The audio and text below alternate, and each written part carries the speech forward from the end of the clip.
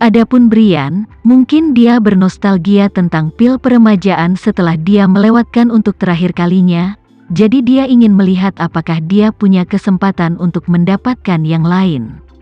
Apa yang tidak diharapkan Tama adalah kakeknya juga mendaftar. Faktanya, Maherenza selalu tahu tentang keberadaan pil peremajaan. Lagi pula, ketika Askara sakit parah, pil peremajaan membuatnya lebih dari 10 tahun lebih muda, dan kejadian ini sangat mengejutkan Penatua Renza. Dia selalu ingin mencari kesempatan untuk meminta pil kebon kepada Tama, jika tidak, maka gunakan kepemimpinan keluarga-keluarga Renza dan Tama dengan imbalan pil untuk dimakan.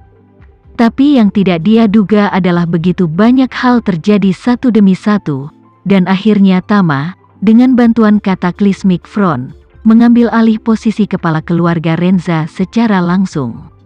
Ini langsung membuatnya kehilangan berat badan yang paling berharga.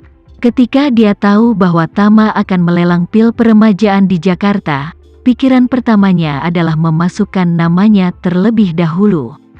Ketika saatnya tiba, jika dia bisa meraihnya, tentu saja itu yang terbaik. Jika tidak bisa meraihnya, tidak masalah, dia bisa menganggapnya sebagai datang untuk mendukung Tama. Dan omong-omong, Anda juga dapat menggunakan tindakan praktis untuk memberi Tama panggilan bangun, sehingga dia tahu bahwa kakeknya juga penuh dengan keinginan untuk pil peremajaan. Dia merasa bahwa dia sudah sangat tua untuk datang ke pelelangan, mungkin hati Tama akan lembut dan dia bisa memberikannya secara langsung. Tama juga menebak tujuan Andy Renza melakukannya, tetapi dia tidak siap untuk mengembalikan orang tua itu ke pil musim semi, setidaknya sekarang bukan waktunya. Hal yang paling menarik dari keseluruhan daftar adalah bahwa Tama tidak melihat keluarga kerajaan Inggris dalam daftar tersebut. Sebelumnya, Tama juga melihat pergerakan keluarga kerajaan Inggris dari jaringan intelijen Cataclysmic Front.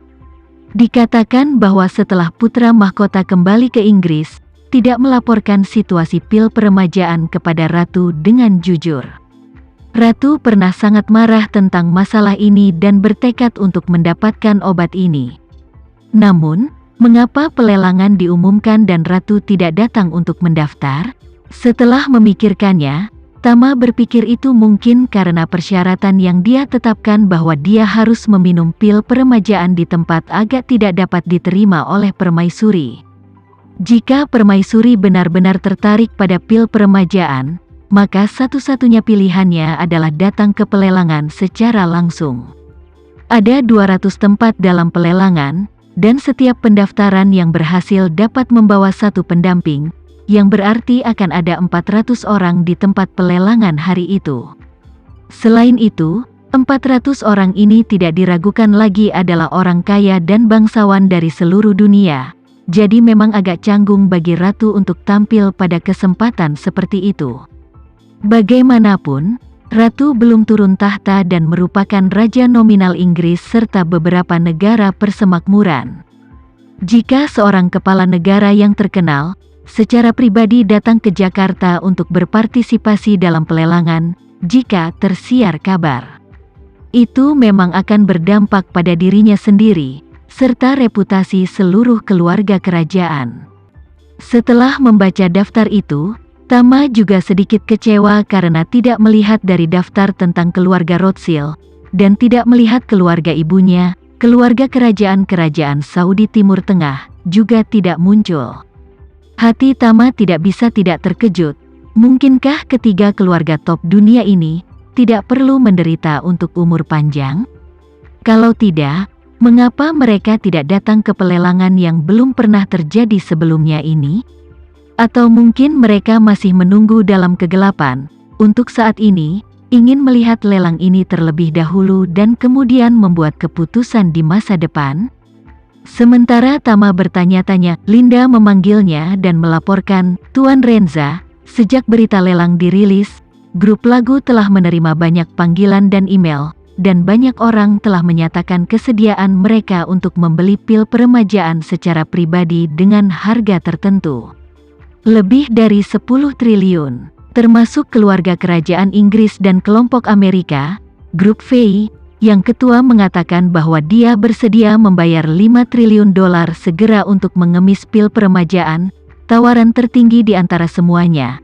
Tama tertawa ringan dan berkata, jawab mereka dengan seragam, katakan bahwa kali ini lelang pil peremajaan, Aula Antik juga ditugaskan oleh pemilik misterius, beritahu mereka bahwa lelang ini hanya akan memiliki total 2 pil peremajaan.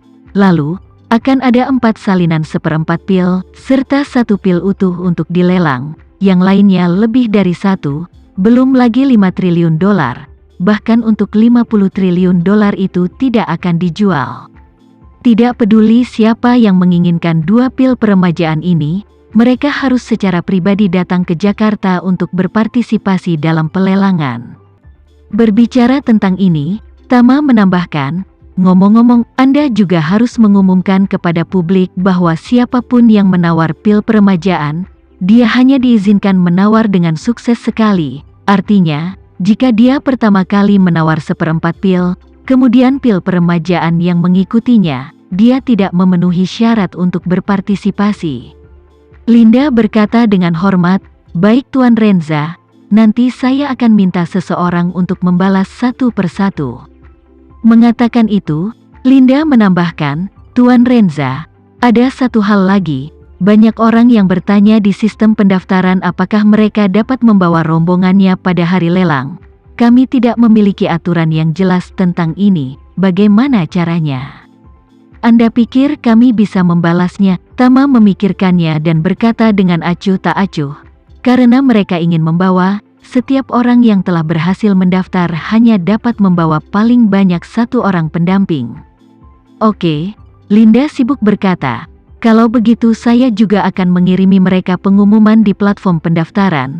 Tama mengingat sesuatu dan segera menginstruksikan, ngomong-ngomong, beritahu mereka bahwa meskipun semua orang dapat membawa 1 petugas, jika mereka menawar pil peremajaan, setelah penawaran berhasil, tidak bisa diambil oleh petugas, tetapi hanya oleh orang yang mendaftar. Tama khawatir bahwa beberapa orang yang tidak ingin mengungkapkan identitas mereka akan meminjam celah dari rombongan untuk berbaur dan kemudian menginstruksikan orang lain untuk menawar pil peremajaan dan meminumnya sendiri. Oleh karena itu, semua celah tersebut harus ditutup terlebih dahulu. Jangan pernah membiarkan mereka memiliki kesempatan untuk mengeksploitasi celah tersebut. Linda berkata dengan hormat di ujung telepon yang lain, baik Tuan Renza, saya akan menjelaskannya dengan jelas kepada mereka. Tama memberi petunjuk dan menambahkan, jendela pendaftaran kami terbuka selama total 48 jam. Setelah waktu itu akan dihentikan, dan dalam waktu 48 jam setelah pendaftaran dihentikan, daftar pendek terakhir akan diumumkan. Pada saat ini, Daron Fei, yang sedang bersiap untuk berangkat ke Indonesia, tiba-tiba menerima panggilan telepon. Penelepon itu adalah cucu perempuan bungsunya dan cucu yang paling dicintainya, Sinta Fei. Sinta baru berusia 22 tahun ini, lebih dari 70 tahun berbeda dari Daron. Dan cucu tertua Daron sekarang berusia lebih dari 50 tahun. Bahkan cicit tertuanya, bahkan lebih tua dari Sinta beberapa tahun. Juga karena usia dan senioritas Sinta yang masih muda, dia dapat dianggap bersenang-senang di keluarga Fei. Di mata Master Fei, anak-anak dan cucu-cucunya, Sinta adalah permata termuda di antara mereka semua. Kakeknya tidak hanya mencintainya, paman dan bibinya mencintainya, tetapi sepupu-sepupu itu juga menyayanginya. Di mata generasi berikutnya dari keluarga Fei, Sinta adalah yang termuda di seluruh keluarga Fei, dan generasi yang lebih muda itu, bahkan jika mereka lebih tua darinya atau seusia dengannya, harus memperlakukannya dengan hormat.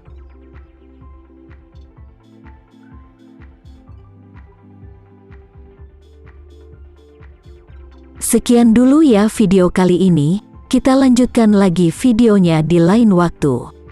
Oh iya, bagaimana menurut kalian? Semoga bisa sedikit menghibur kalian semua. Untuk teman-teman yang baru nonton, jangan lupa subscribe ya, hehehe. Dan kalau teman-teman ada yang ingin gabung langganan bisa langsung gabung saja untuk dapat fitur yang menarik dan sedikit membantu Mimin. Terima kasih banyak sudah menonton, sampai jumpa lagi, bye.